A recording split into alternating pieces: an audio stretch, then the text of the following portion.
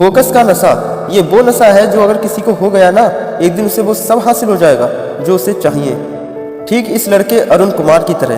दोस्तों, जब आप इस लड़के की कहानी सुनेंगे ना, तो आपके रोंगटे खड़े हो जाएंगे और आप ये भी सीख जाओगे कि फोकस कैसे किया जाता है।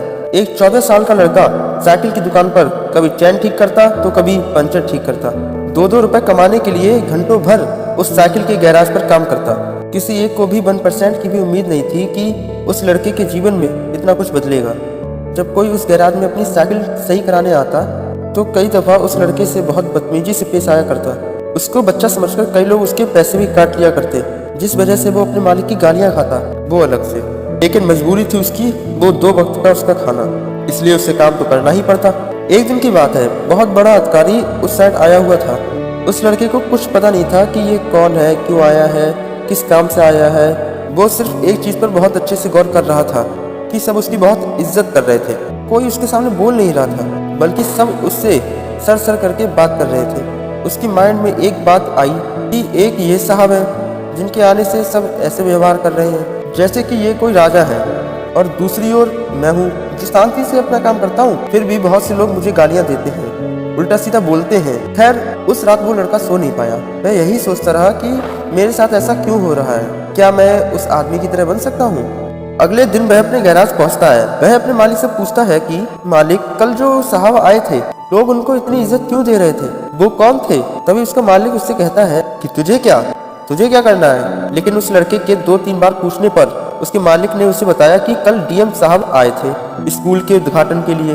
तभी उस लड़के ने पूछा कि ये डीएम कैसे बनते हैं। उस गैराज का मालिक बोला, उसके लिए बहुत पर्दा पड़ता है, उसके लिए बात की नजर और ऋषि मुनियों जैसा फोकस चाहिए। और ये बात उस लड़के के दिमाग में छप जाती है। वो लड़का शाम को घर जाता है और आधी रात तक यही सोचता है कि इस जिंदगी से उस जिंदगी तक का सफर वह कैसे तय करेगा। तभी वो सो जाता है और वो अगले दिन से ही पैसा बचाने लगता है। बचाकर अपने लिए किताब खरीदता है और किसी तरह अपनी पढ़ाई शुरू करता है। एक सरकारी स्कूल में एडमिशन लेकर वह पढ़ता है और रात को वह काम करता है। उसका लक्ष्य उसके दिमाग में छपा हुआ था, उसे डीएम बनना है, मतलब आईएएस बनना है, चाहे कुछ हो जाए। अब वह लड़का 21 साल का हो चुका था। पिछले 7 सालों में ऐसा एक भी दिन नहीं था इस दिन उसके दिमाग में आईएएस बनने का ख्याल ना आया हो। उसे बस जल्द से जल्द 21 साल का होना था, जिससे उसका ग्रेजुएशन कंप्लीट हो और एग्जाम में बैठने के लायक हो जाए। तभी 1 साल बचा था तैयारी करने को। उसने इतने पैसे जुटा लिए थे कि अगले 6 से 8 महीने अगर वो काम ना भी करे तो उसका खर्चा चल जाएगा। अब वह अपनी पूरी मेहनत दिन रात एक करके उन 6 से 8 महीनों को आईएएस बनने में लगाने का सोच लेता है। वह सिर्फ एक टाइम ही खाना खाता है और बाकायदा अपनी पढ़ाई करता है। 4 महीने बीत चुके होते हैं। तभी एक रात वह अपनी पढ़ाई करके थोड़ी देर सोने की तैयारी कर रहा होता है कि अचानक चक्कर आ जाता है और वह गिर जाता है। और भला उस गरीब को देखने वाला कौन होगा वहाँ पे। जब वह 3-4 घंटे बाद सुबह होश में आता है, तब वह अपने आप को संभालता है। थोड़ी देर बाद जब फ्रेश होकर खाना खाता है, तभी अचानक उसके पेट में दर्द होता है और उल्टी होने लगती है। थोड़ी देर बाद उल्टी बंद हो जाती है, लेकिन उसका पेट दर्द बंद नहीं होता है। लेकिन वह इस पेट को नजरअंदाज कर देता है। रोज की तरह अपनी पढ़ाई करने लगता है। पेट दर्द अभी भी कर ही रहा था तो वह बाहर जाकर कुछ दवाई ले आता है। दवाई खाने के बाद अब थोड़ा उसे आराम मिलता है और पढ़ाई करने लगता है। धीरे धीरे करके अब वक्त गुजरा। अब तो सिर्फ 1 महीना ही रह गया था एग्जाम को, जिसका इंतजार इस लड़के को पिछले 7 साल से था। तभी अचानक एक दिन फिर से इस लड़के के पेट में दर्द होता है और इस बार इस लड़के के पेट में दर्द ऐसा हुआ कि वह इसे सह नहीं पा रहा था। तभी इसे डॉक्टर के पास मजबूरन जाना पड़ता है और वह डॉक्टर के पास जाता है। चेकअप के बाद से पता चल जाता है कि उसे किडनी स्टोन है, उसके पेट में पथरी है। यह सुनकर उसे झटका लगता है। डॉक्टर ने कहा ऑपरेशन करा लो या दवाई लो जो शायद ये गल जाए, मगर ये दर्द बहुत देगा अगर ऑपरेशन नहीं कराया तो। वह मन ही मन सोचने लगा कि अब ऑपरेशन का खर्चा कहाँ से लाऊं। कुछ पैसे बचे हैं, अगर वो इसमें लगा दिए तो अगले 1 महीने खाऊंगा क्या। तभी वह अपने घर लौट रहा होता है और मन ही मन यह प्रार्थना भी करता है कि कम से कम 1 महीने तक उसे कोई दिक्कत ना हो, ताकि वो अपनी पढ़ाई सही से कर सके। लेकिन भगवान ने उसके लिए तो कुछ अलग ही सोच रखा था। अब उसके साथ वही दिक्कत हो रही थी। रोज तो नहीं, लेकिन 1-2 दिन में उसे दर्द होता ही था। लेकिन ये दर्द उसे तब ज्यादा होता था जब वह कुछ खाता था। अब जाहिर सी बात है, वह खाना तो छोड़ नहीं सकता, लेकिन वो फिर भी पढ़ता रहा और पढ़ाई के साथ साथ दर्द को सहता रहा। 7 दिन में उसकी परीक्षा थी और आखिरकार उसने अपनी सारी पढ़ाई कर ही ली थी। अब वक्त आ ही गया था उसे अपनी जिंदगी की सबसे बड़ी परीक्षा देने का। आखिरी दिनों में तो उसे मकान मालिक ने भी घर से बाहर निकाल दिया था, क्योंकि उसे घर का किराया नहीं दिया जा रहा था। अब क्या करे बेचारा, सारे पैसे तो खर्च हो गए। और इस बीच वह अपने दोस्त के घर रहता है और अचानक एग्जाम से एक दिन पहले लाइट चली जाती है। अब कल उसे परीक्षा में बैठना है। अब वह आज बिना पढ़े सो गया। हो सकता है उसके इतनी साल की मेहनत पर यह अकेला दिन भारी पड़ जाए, इसलिए वो उस रात सड़क के बीचों बीच स्ट्रीट लाइट की रोशनी में पड़ता है। गाड़ियां एक के बाद एक गुजर रही थी, लेकिन उसका फोकस सिर्फ और सिर्फ उसकी किताब पर ही था। नींद आ गई तो वो फुटपाथ पर ही सो गया।